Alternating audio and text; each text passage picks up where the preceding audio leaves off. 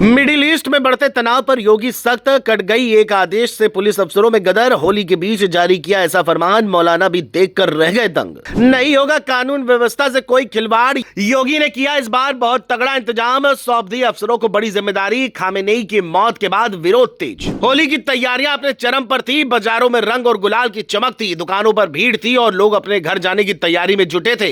तभी एक खबर ने पूरे माहौल को अचानक बदल दिया। खामेनेई की मौत की सूचना जैसे ही सामने आई, वैसे ही उत्तर प्रदेश के कई शहरों में हलचल बढ़ने लगी। लखनऊ में छोटा इमामबाड़ा के आसपास लोगों का जुटना शुरू हुआ। काले कपड़े पहने युवक पोस्टर लिए नजर आए, कैंडल मार्च निकाला और माहौल गंभीर हो गया। आगरा और अमेठी से भी शोक सभाओं की खबरें आने लगी। त्योहारों की रौनक और विरोध की तस्वीरें एक साथ दिखने लगी और यही वो पल था जब प्रशासन ने हालात को बेहद संवेदनशील मानते हुए सतर्कता बढ़ा दी। लखनऊ में मौलाना सैयद कल्बे जवाद ने सार्वजनिक रूप से प्रतिक्रिया दी। उन्होंने हमले को साजिश बताया और इसे अन्याय करार दिया। उनका बयान तेजी से फैल गया और भीड़ में मौजूद लोगों की भावनाएं और उभर आई।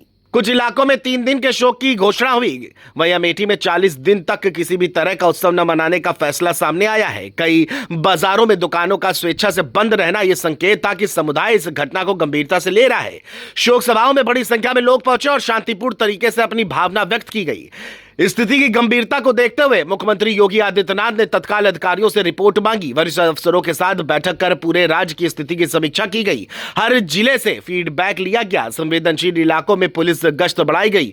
त्योहारों को ध्यान में रखते हुए अतिरिक्त सतर्कता बरतने को कहा गया। सोशल मीडिया पर भी निगरानी मजबूत की गई ताकि किसी तरह की अफवाह फैलकर माहौल को प्रभावित न कर सके। प्रशासन ने स्पष्ट किया कि शोक कार्यक्रमों की अनुमति है, लेकिन किसी भी हालात में सार्वजनिक व्यवस्था बाधित नहीं होनी चाहिए। अमेठी का मामला सबसे ज्यादा चर्चा में रहा। वहां शिया समुदाय के धर्मगुरुओं ने इसे केवल शोक नहीं बल्कि संकल्प की तरह बताया। समुदाय से संयम बनाए रखने की अपील की गई। प्रशासन ने एहतियात के तौर पर अतिरिक्त पुलिस बल तैनात किया और स्थानीय स्तर पर संवाद कायम रखा। अधिकारियों ने साफ किया कि शांतिपूर्ण कार्यक्रमों में कोई बाधा नहीं होगी, लेकिन अव्यवस्था की इजाजत नहीं दी जाएगी। अब तक की जानकारी के अनुसार विरोध कार्यक्रम शांतिपूर्ण रहे और किसी बड़े टकराव की स्थिति सामने नहीं आई।